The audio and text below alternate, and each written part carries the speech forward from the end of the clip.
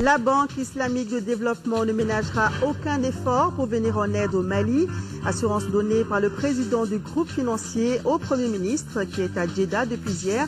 Ce matin, Django Sissoko a donc obtenu l'accord de la BID pour participer à la relance économique du pays. En Libye, l'Assemblée a adopté une loi qui exclut de la politique les anciens proches de Kadhafi. Cette loi votée à la quasi-unanimité menace plusieurs hommes politiques libyens encore actifs, dont des membres du gouvernement. La chronique santé s'intéresse une fois de plus à la malnutrition et à sa prise en charge. Ce soir, nous irons à l'unité de récupération nutritionnelle intensive de l'hôpital du Mali. Notez que depuis septembre 2012, aucun décès d'enfants lié à la malnutrition n'a été enregistré à l'hôpital du Mali. Madame, Monsieur, bonsoir. Lundi 6 mai, bienvenue dans cette édition. Nous allons tout de suite à Djeddah, où se trouve le Premier ministre depuis hier dimanche. Sur place, Django Sissoko s'est rendu au siège de la BID. Il a obtenu l'engagement de la BID auprès du Mali pour la relance économique et la reconstruction du Nord. Le président du groupe financier a annoncé aujourd'hui même la reprise imminente des travaux du barrage de Taoussa et de sa route d'accès. Le récit de nos envoyés spéciaux, Youssouf Touré et Aboubakar Traoré. Plus qu'un partenaire, c'est un membre important de la famille de la Oumma islamique que le président de la Banque islamique de développement a accueilli le Premier ministre du Mali. Immédiatement, Ahmed Mohamed Ali, qui connaît bien le Mali pour y avoir séjourné plusieurs fois, a improvisé un entretien avec Django Sissoko pour s'enquérir des dernières nouvelles d'un pays meurtri, mais qui se remet debout, selon le Premier ministre. Lundi matin, rendez-vous au siège du groupe de la BID. Toujours à l'accueil, l'emblématique président, 79 ans, mais bien loin encore de ménager ses efforts, surtout quand il s'agit du Mali, un pays qu'il porte dans son cœur de ses propres aveux. Après avoir fait connaissance, les délégations maliennes et de la Banque islamique de développement ont passé en revue le portefeuille de coopération. Ensuite, le Premier ministre Django Sissoko a dévoilé le contenu des doléances du Mali auprès de la BID pour relancer l'économie et reconstruire le tissu économique et social fortement laminé par la guerre. Le Mali a donc besoin de financement pour booster l'agriculture, étoffer les infrastructures et pour reprendre les chantiers bloqués ou dégradés au nord et au sud. Des requêtes jugées très bienvenues par le président du groupe de la Banque islamique de développement. Ces projets-là, comme il a bien souligné, c'est des priorités pour le Mali, mais également des priorités pour la Banque islamique de développement. Nous avons parlé également de la route transsaharienne. Et effectivement, cette route-là est très importante pour toute l'Afrique. Surtout en ce qui concerne la connectivité entre l'Afrique du Sud du Sahara et le Nord, à travers l'Algérie. De réponses spontanées, idoines saluées par le Premier ministre. Il ne tarit pas d'éloges à l'égard du partenaire financier stratégique et sûr qu'est devenu la BID au fil des ans. J'ai parlé avec les dirigeants de la BID de nos besoins de développement dans le secteur de l'agriculture, de l'énergie, et de l'éducation et du développement du secteur privé, notamment. Et la BID s'est engagée à considérer comme prioritaire, elle aussi, tous ces projets, tous les projets de développement que nous avons dans ce secteur. Elle s'est surtout engagée à mobiliser d'autres bailleurs de fonds, des bailleurs de fonds arabes, d'institutions arabes, pour prendre en charge de nombreuses préoccupations qui n'auraient pas pu être prises en charge par la conférence de Bruxelles. Je crois que ça, c'est un acquis. C'est un résultat majeur de cette visite, au cours de laquelle, évidemment, j'ai constaté que nous avons les mêmes priorités que la BID dans le domaine du développement. Outre l'engagement de la BID auprès du Mali, le Premier ministre a sollicité l'institution financière islamique à être le chef de file des fonds arabes pour garantir une bonne moisson à la prochaine conférence des donateurs du Mali à Bruxelles. Nous revenons à Bamako pour parler de l'ouverture cet après-midi de la première session ordinaire 2013 du Haut Conseil des collectivités. La session qui va durer 1 mois permettra à l'institution de renouveler son bureau et de se prononcer sur certains textes qui ont été soumis par le gouvernement. Déjà, à la cérémonie d'ouverture, le discours du président du Haut Conseil a été marqué par certaines questions de l'heure, comme les élections de juillet prochain, la commission dialogue et réconciliation, ainsi que l'avenir de la décentralisation au Mali. Le compte-rendu est de Modibo Mariko. C'est parti pour 1 mois d'activité intense au Haut Conseil de collectivité. 1 mois de session qui sera marqué par le renouvellement du bureau de l'institution ainsi que par l'examen de certains textes à elle soumis par le gouvernement. L'événement en attendant aura été le discours d'ouverture du président qui n'aura rien occulté de la crise qui traverse notre pays. De la mise en place de la commission dialogue et réconciliation aux élections de juillet en passant par l'avenir de la décentralisation, tout y passe. S'agissant par exemple de la commission dialogue et réconciliation, le Haut Conseil de collectivité salue sa mise en place, non sans donner des pistes pour la réussite de sa mission. La commission dialogue et réconciliation gagnerait à insérer dans son dispositif les chefferies traditionnelles, les communicateurs attitrés dépositaires des us et coutumes. Ces acteurs, au regard de la légitimité qu'ils incarnent, sont censés identifier les vrais interlocuteurs et ménager les terreaux fertiles pour un dialogue constructif et responsable. Qualifiant les élections de juillet d'équation à plusieurs inconnus, le président n'ignore pas pour autant l'impérieuse nécessité de sa tenue. Oumarou Ag Mohamed Ibrahim appelle pour cela à l'implication de tous les Maliens. Réussir ces élections signifie d'opérer toutes les étapes du processus dans les délais légaux. Pour ce faire, gouvernement, partis politiques et société civile doivent davantage se serrer les coudes pour gagner le pari ensemble pris, tant il est vrai que le fichier biométrique, bien que très apprécié par les Maliens, comporte en lui également des lacunes très diverses.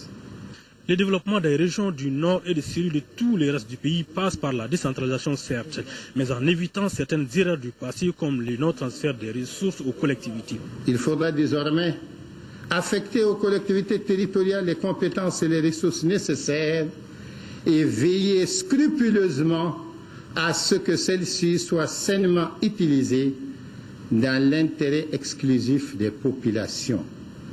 Ceci nous paraît d'autant pertinent que notre conviction profonde demeure que la vraie décentralisation, perçue tel un levier de développement à la base, offre une solution idoine aux revendications liées à la malgouvernance.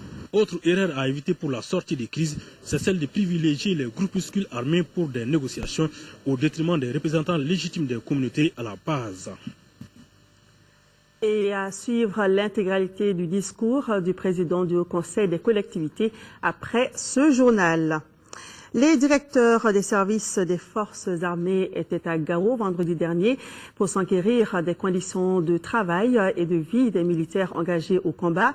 Après la visite, les directeurs étaient plutôt satisfaits du travail effectué sur le terrain par leurs hommes. Les détails avec nos envoyés spéciaux Daouda Sidiki Diarra et Massa Doumbia.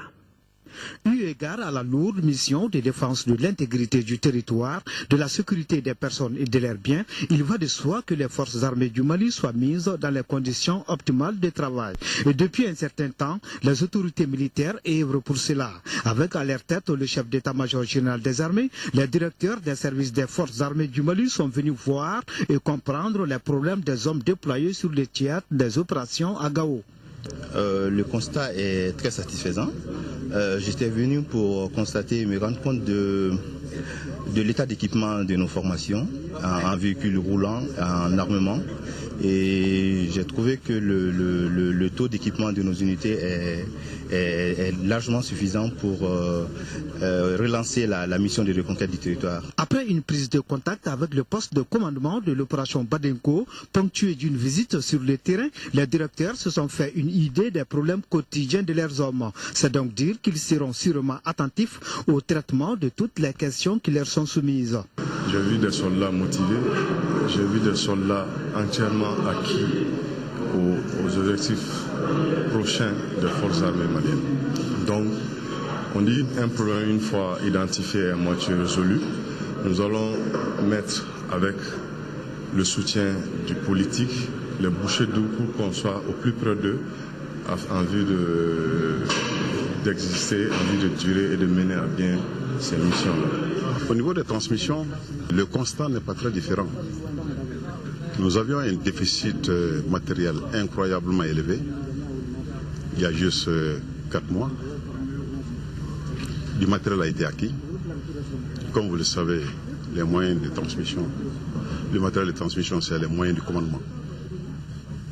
Sans ces moyens, le commandement sur le terrain est pratiquement impossible. Restons à Gao, où le drapeau malien flotte de nouveau sur l'hôtel de ville.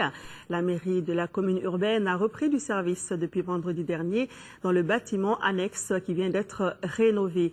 Les travaux ont été réalisés sur fonds propres de la mairie. Le lancement des activités a enregistré la présence des autorités de Gao et des forces de défense. Le reportage de Drissa Kone. La reprise des activités de la mairie de Gao est un signe fort du retour de la paix dans la cité des Askia. Une mairie restée fermée pendant plus d'1 an. Cette même mairie avait été érigée en quartier général par le Moudjao au début de l'événement, ce qui a valu le bombardement des locaux infiltrés par des terroristes en fin février. Ils ont saccagé les locaux, tenté de s'accaparer des documents des services domanial et du cadastre de la ville de Gao. J'ai été vigilant. J'ai demandé personnellement à certains de mes conseillers de récupérer tous les documents des domaines et du cadastre qui sont tous sauvés, Dieu merci. Le Mali et les alliés ont libéré Gao. J'ai décidé avec mes conseillers de reprendre nos activités au plus grand bonheur de notre population. Le préfet de Gao a exhorté les populations à plus de collaboration avec les forces de défense tout au long des opérations. Pour que la sécurité, la sérénité soient à Gao, il va falloir que chacun de nous s'engage sincèrement, loyalement pour notre pays, pour notre cité. C'est à ce seul prix qu'on peut bouter le terrorisme hors de nos frontières. Les militaires ont joué leur partition. Il nous appartient aujourd'hui, nous, de jouer la nôtre.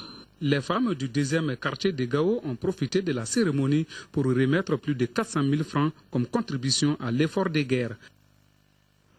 Sur un tout autre domaine, la pêche se porte plutôt bien à Mopti, malgré quelques difficultés. C'est le constat fait par le ministre de l'Élevage et de la Pêche, qui a échangé ce dimanche avec les professionnels du secteur à Mopti. Mais avant, Diané Mariam Kone avait visité le marché à poissons et les services régionaux relevant de son département. Reportage de Mustapha Doumbia. C'est par le débarcadère de Mopti en construction et la direction du pas de pêche qu'a commencé cette visite de terrain du ministre de l'Élevage et de la Pêche. Ici, les travaux ont débuté en mai 2009 pour un délai de 10 mois. À 68% des taux de réalisation, ces travaux ont été interrompus pour un problème de marché. Le ministre et sa délégation se sont ensuite rendus au marché à poissons de Mopti pour s'imprégner des réalités de ce secteur. En ce qui concerne, en tout cas, le port de pêche de Mopti, nous allons prendre en charge les préoccupations. Le ministre Diané Mariam Kone a aussi visité les structures régionales relevantes de son département avant de rencontrer les acteurs de l'élevage et de la pêche. Les professionnels de ces secteurs ont évoqué des préoccupations relatives à la conservation du poisson, l'organisation des cadres de concertation pour la transhumance, l'ensablement du fleuve et la situation sécuritaire. Il faut reconnaître qu'il y a quelques problèmes et nous venons de discuter tout à l'heure de ces problèmes et nous espérons ensemble qu'on trouverait la solution. Le ministre de l'Élevage et de la Pêche a aussi échangé avec le conseil communal sur la gestion du port de pêche de Mopti. Ici, à Bamako, l'Institut national de prévoyance sociale a tenu ce matin la première et la deuxième session de son conseil d'administration. La première était consacrée à l'assurance maladie obligatoire et la seconde était relative au budget 2013. Les deux sessions de l'UNPS étaient présidées par Siaka Diakité, secrétaire général de l'UNTM. Compte rendu, Mahamadou Doumbia. Essentiellement consacrée à l'assurance maladie obligatoire, cette première session de l'année 2013 et globalement la 70e examinera le rapport d'activité du directeur général de l'INPS sur l'assurance maladie obligatoire au titre de l'exercice 2012, le budget rectificatif de 2012 de l'AMO. Au 31 décembre 2012, la situation des immatriculations à l'AMO était de 32 210 assurés principaux et 13 571 ayant droit. Sur la même période, l'INPS a encaissé 18 milliards 593 millions 337 729 francs CFA de cotisation sur une prévision de 22 milliards 469 millions 274 853 francs CFA, soit un taux de réalisation de 82,75%. L'assurance maladie obligatoire compte encore plusieurs milliers de non-adhérents.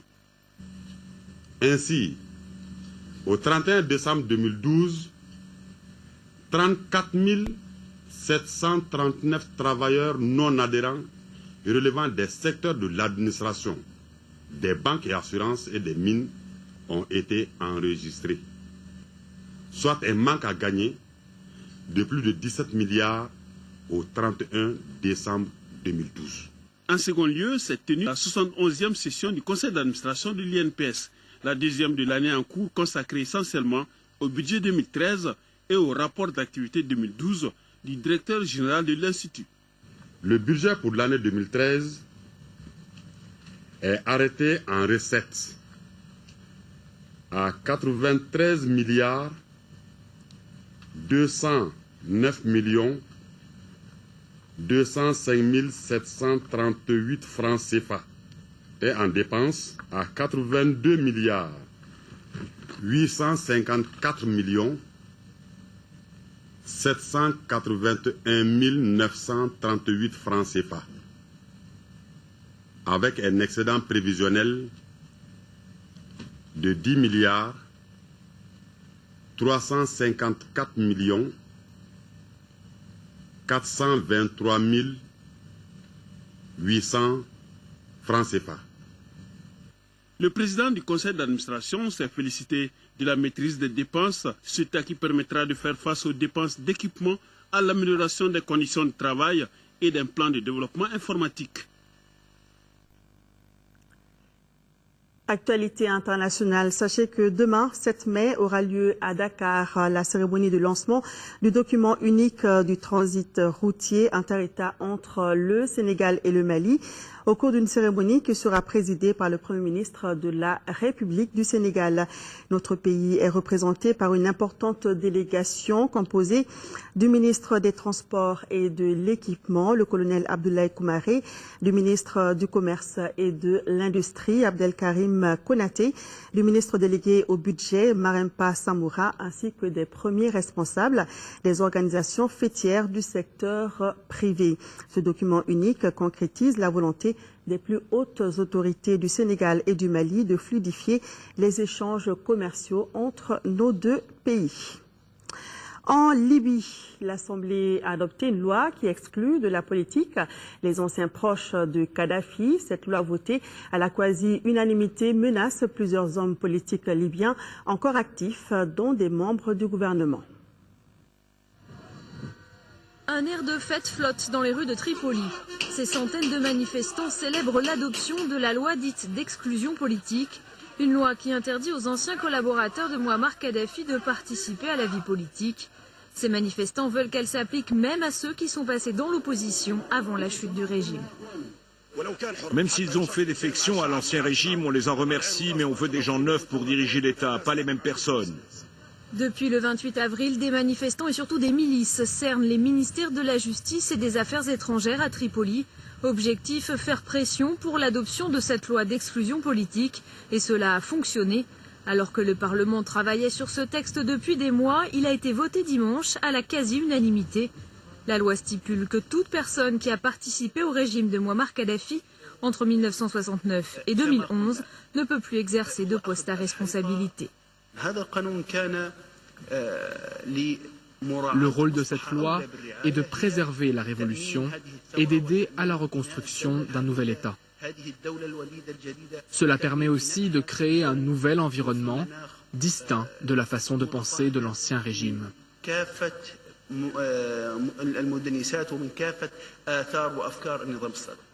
Une commission sera chargée d'appliquer la nouvelle loi. Ce ne sera pas simple, car en pratique, cette législation pourrait écarter de la scène politique bon nombre de responsables actuels, des députés, des ministres et même le Premier ministre Ali Zeidan. Les milices réclament désormais sa démission. Et lundi matin, à Tripoli, une partie d'entre elles maintenait le siège des ministères.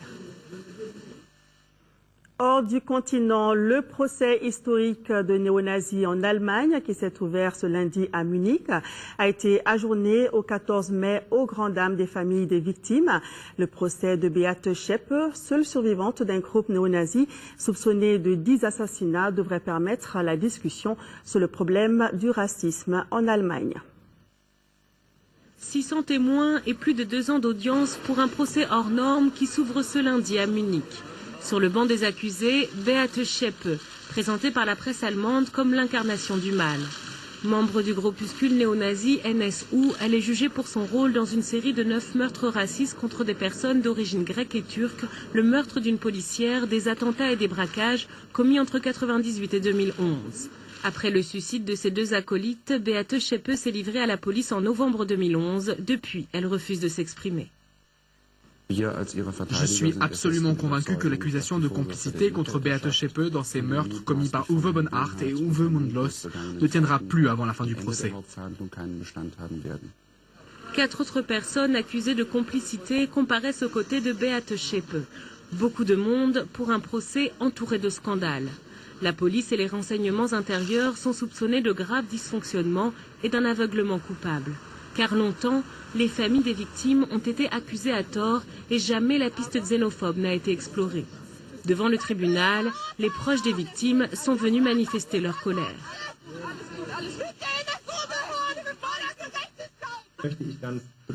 Nos clients attendent des clarifications. C'est pourquoi je veux pousser dans leur retranchement certains hommes politiques et certains médias qui disent que les erreurs commises par l'État dans cette enquête n'ont pas leur place dans ce procès. En avril dernier, la chancelière Angela Merkel avait présenté ses excuses à l'ONU pour les erreurs commises durant l'enquête. Pour une grande partie de l'opinion publique, ce procès doit permettre une discussion sur le problème de la violence d'extrême droite et du racisme en Allemagne. Retour à l'actualité nationale. Une délégation de l'ONG espagnole MZC vient d'effectuer une série de visites de terrain sur 3 sites dans la ville de Cutiala. L'ONG intervient principalement dans le cadre de l'emploi des femmes et vient d'inaugurer un centre de formation des femmes coopératives et transformatrices des produits locaux de la commune rurale de Songo d'Oubakoré dans le cercle de Cutiala. Envoyés spéciaux Gaussou Touré et Garibou Pérou. Au cours de cette visite de terrain, les femmes de l'association Timinandia, de Manotomonton et de l'association Kouledjankan ont, avec leur réalisation, émerveillé la présidente de l'ONG espagnole MZC. Elles ont démontré à la visiteuse du jour et à sa délégation que rien ne se perd, tout se transforme. Ces femmes, à travers ces activités génératrices de revenus, jouent un rôle très important dans l'économie familiale. L'ONG nous a beaucoup aidés car nous arrivons maintenant à payer les frais des études de nos enfants. Moi-même, en tant que veuve. De nos jours, nous estimons à 3 millions ce que ces femmes peuvent générer comme bénéfice par mois. La question liée à la vie de la femme rurale est préoccupante au Mali. Il n'y a pas de vraie démocratie, c'est-à-dire de vrai développement, sans l'amélioration des conditions de vie des femmes, ont laissé entendre les responsables politiques et administratifs de la localité. L'ONG donne une activité rémunératrice pour ces femmes-là qui ont eu l'intelligence de se grouper en association pour quand même faire face aux multiples difficultés rencontrées par la femme. Des difficultés qui ont pour nom le manque d'emploi, la pauvreté aiguë. Ici, ces femmes produisent 200 tonnes de savon par mois grâce à un financement de 20 millions de francs CFA de la part de l'ONG espagnole MZC. Elles comptent industrialiser la production, ce qui justifie d'ailleurs leurs ambitions de payer une machine et un camion afin d'augmenter la production et de faciliter la commercialisation.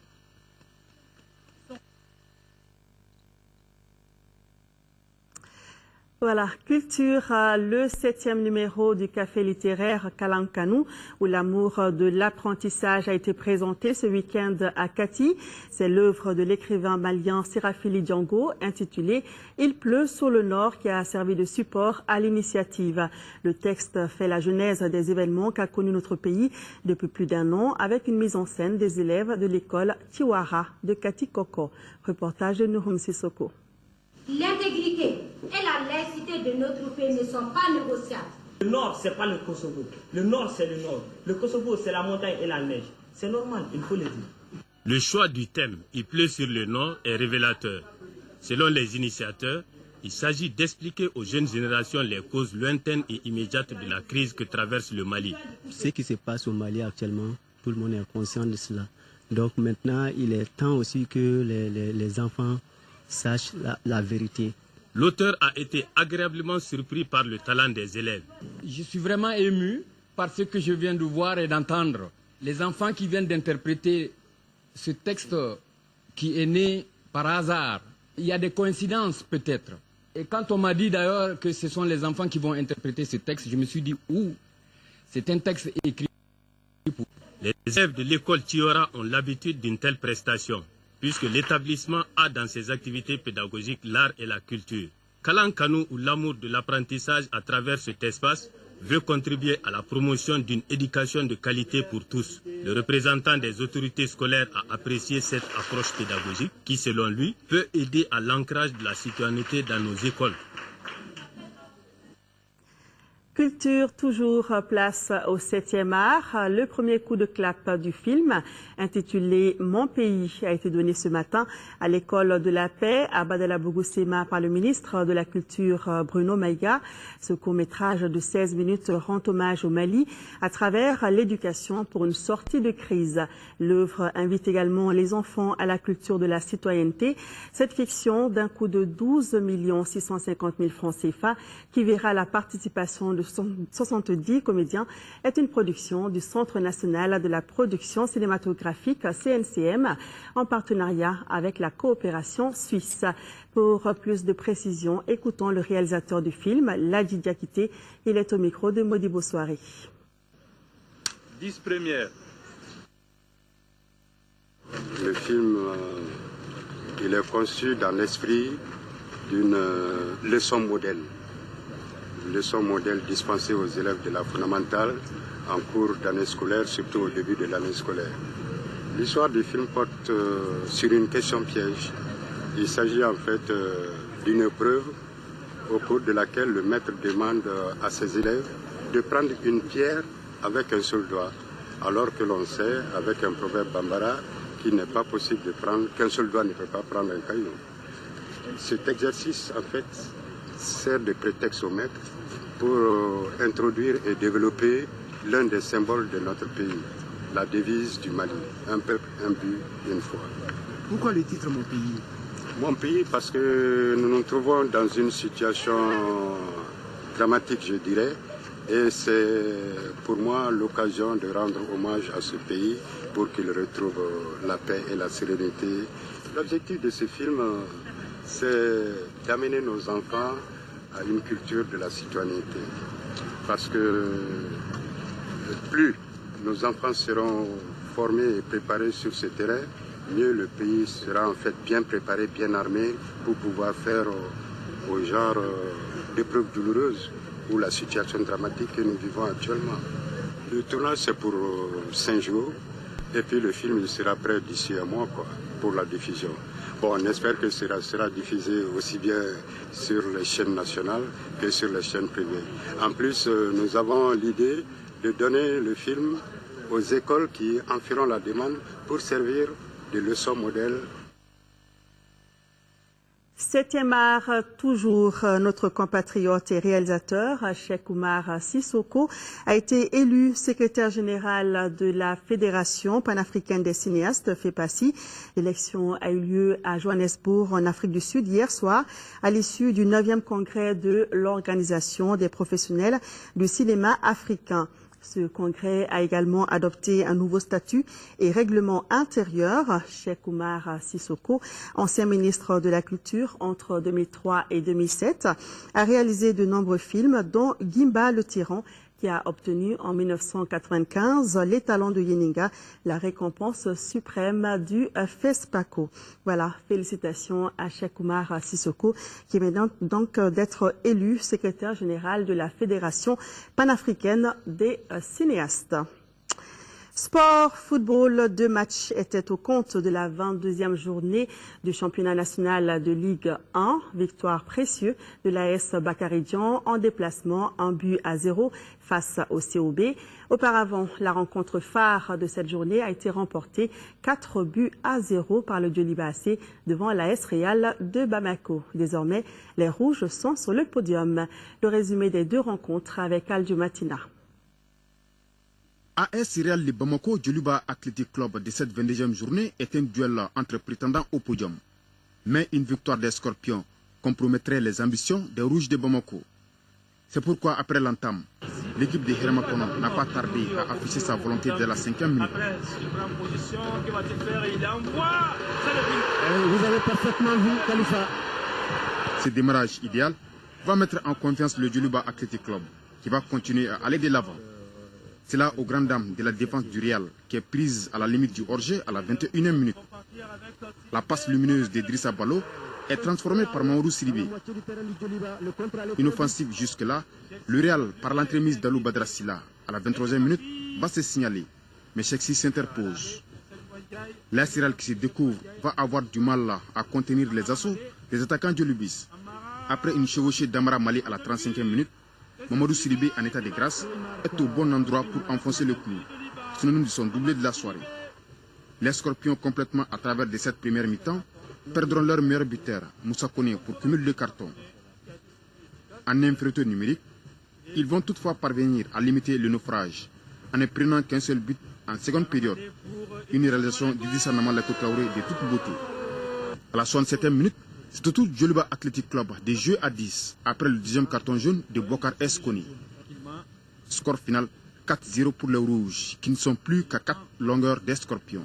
Le Djoliba AC qui n'était plus sur le podium depuis la 10e journée est désormais 3e puisque le club olympique de Bamako qui occupait cette place n'a pu faire mieux qu'une défaite 1-0 contre l'AS Bakaridjan. Le but de la formation de Braouli en rouge est intervenu à la 59e minute grâce à Seydou Traoré. Du coup, l'AS Bakaridjan met fin à 4 rencontres sans victoire et est bien parti pour assurer le maintien. Avec cette contre-performance, les Sobé quittent le podium, chose qui n'était plus arrivée depuis la 10e journée. Nous ouvrons notre page santé. La chronique du jour parle de la malnutrition et de sa prise en charge à l'hôpital du Mali. La structure reçoit dans son unité de récupération nutritionnelle intensive des enfants malnutris d'autres structures sanitaires de la commune 6. Les résultats enregistrés ici grâce aux différents partenaires sont encourageants. 0 décès d'enfants liés à la malnutrition depuis septembre 2012. Focus Santé, c'est une réalisation de Tessira Emmanuel Dambéli.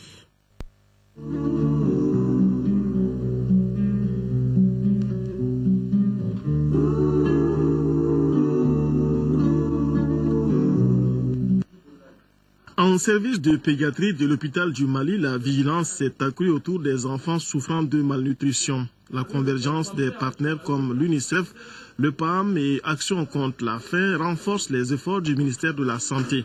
Pendant les 5 derniers mois, 89 admissions d'enfants souffrant de malnutrition dans l'unité de récupération nutritionnelle intensive. Ici, on est conscient que la malnutrition est un problème sérieux aux diverses causes. Les causes de cette malnutrition chez les enfants, elles sont d'ordre multiple. Il y a les enfants de sous-poids de naissance et il y a des bébés qui ont la lactation faible ou inexistante même. Et puis les restrictions alimentaires, et puis les manques de vitamine A ou de zinc. La pauvreté aussi joue beaucoup, surtout dans le contexte malien et en général dans les pays en voie de développement. C'est la pauvreté qui est la principale cause même. Et la méconnaissance de ce qu'un enfant doit prendre comme aliment et à quel âge. La malnutrition désigne un état pathologique causé par l'insuffisance ou l'excès d'un ou de plusieurs nutriments. Insuffisance ou excès de nutriments, mais ce qui préoccupe le plus, c'est la sous-alimentation chez les enfants, puisque quand ceux-ci sont malnutris, ils sont exposés à plus de problèmes de santé. Selon l'Organisation mondiale de la santé, la malnutrition intervient dans plus de la moitié des décès d'enfants, bien qu'elle soit rarement citée comme une cause directe. Selon une enquête de juillet 2012, la malnutrition est bel et bien présente à Bamako, donc en commune 6. On a fait une enquête sur la SMART pour évaluer le taux, la prévalence de la malnutrition au niveau de la commune 6. Et en juillet, cette enquête a été faite et l'enquête avait révélé que la prévalence de la malnutrition au niveau de la commune 6 est de l'ordre de 10,3%, qui dépasse un peu largement le seuil d'alerte que l'OMS recommande qui est à 10. Donc c'est pour vous dire qu'en milieu urbain, à Bamako, la malnutrition c'est une réalité, ça existe. Et que nous sensibilisons la population. En service de pédiatrie de l'hôpital du Mali, les enfants sont systématiquement dépistés selon le protocole national. La malnutrition en tant que telle n'est pas cause de consultation. Aucune maman ne nous vient en consultation uniquement ayant déjà l'idée que mon enfant est malnutri. Non, ils viennent pour autre pathologie. Et nous, en consultation externe, systématiquement, nous dépistons tous les enfants qui nous viennent.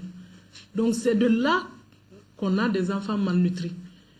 Et on les hospitalise, par exemple, quand il y a la malnutrition aiguë sévère, et ils sont hospitalisés en urénie. Et la prise en charge, elle est là parce qu'ils ont besoin des intrants qui ne sont disponibles qu'à l'hôpital, qui ne sortent pas de l'hôpital. Mais l'arbre ne devrait pas cacher la forêt. Les ressources humaines sont disponibles, les intrants aussi pour la prise en charge. Mais les pédiatres aimeraient bien ne pas hospitaliser les malnutris avec complications avec les autres enfants. Une séparation qui reste une grande aspiration chez les chargés de lutte contre la malnutrition dans la plupart des urénies du Mali.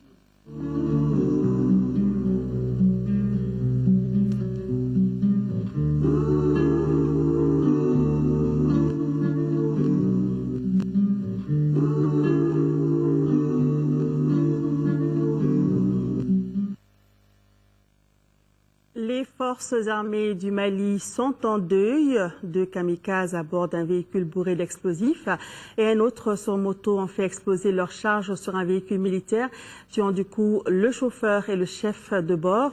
Cet attentat s'est produit après que nos militaires aient fini leur tir d'essai avec les armes lourdes. C'était au champ de tir d'Amakouladi. Le brigadier Bezo André Kone et le MDL chef Boubacar Traoré ont été inhumés ce dimanche après-midi à Gao en présence d'une foule nombreuse. Reportage de Daouda Sidiki Diarra.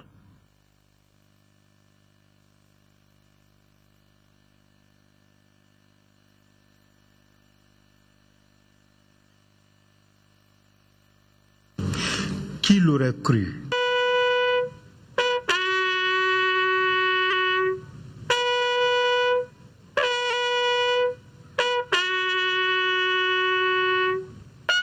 Le maréchal des logis chef Boubacar Traoré, alias Takala, et le brigadier Bezo André Kone étaient en mission commandée ce samedi à Amakouladi. Après avoir essayé leurs armes avec succès dans ce champ de tir, à 45 km environ de Gao, nos 2 militaires s'apprêtaient à regagner Gao en début d'après-midi avec leurs camarades. Mais hélas, le sort en a décidé autrement. Des kamikazes venaient d'endeuiller les FAMA, forces armées du Mali. C'est la suite à 2 attentats suicides, dont l'un à moto et l'autre à bord d'un véhicule 4x4 piégé. Les autorités administratives de Gao, la MISMAN, les forces cérébrales ainsi que les forces maliennes leur ont rendu un dernier hommage au camp numéro 2 de Gao. Selon le lieutenant Adama Bilal Maïga, commandant la 135e BA, le MDL chef Boubacar Traoré était un bon sous-officier, discipliné, courageux et travailleur, ce qui lui a valu la médaille commémorative de campagne et les autres formations des références dues à son rang. Quant au brigadier Bézo André, il a toujours donné le meilleur de lui-même partout où il a servi. C'est pourquoi il a été nommé à titre exceptionnel au grade de brigadier. Ils ont été accompagnés en leur dernière demeure par une foule nombreuse ce dimanche. Dormez en paix, braves soldats. Paix à leur âme. Et cette autre mauvaise nouvelle, le Haut Conseil islamique du Mali et son bureau régional de Mopti sont en deuil. Gela Diosso, secrétaire général du bureau régional de Mopti du Haut Conseil islamique, s'est éteint hier dimanche. Que son âme repose en paix. Amen. Ainsi s'achève cette édition. Merci de l'avoir suivi. Bonne suite de programme sur l'ORTM et à demain.